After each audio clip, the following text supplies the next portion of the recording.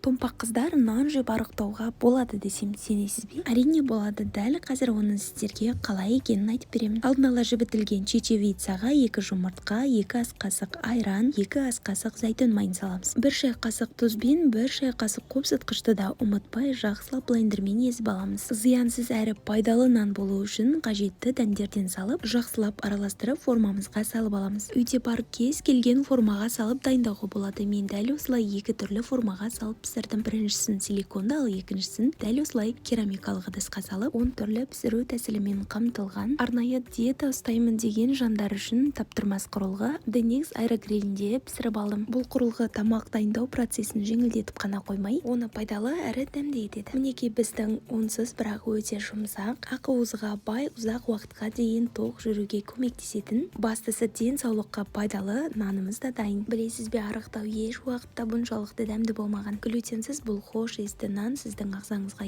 ешқандай да ауырлық түсірмей, керісінше жеңілдік пен қуат сыйлайды. Видеоны арықтай алмай жүрген құрбыңызға жіберіп қойыңыз.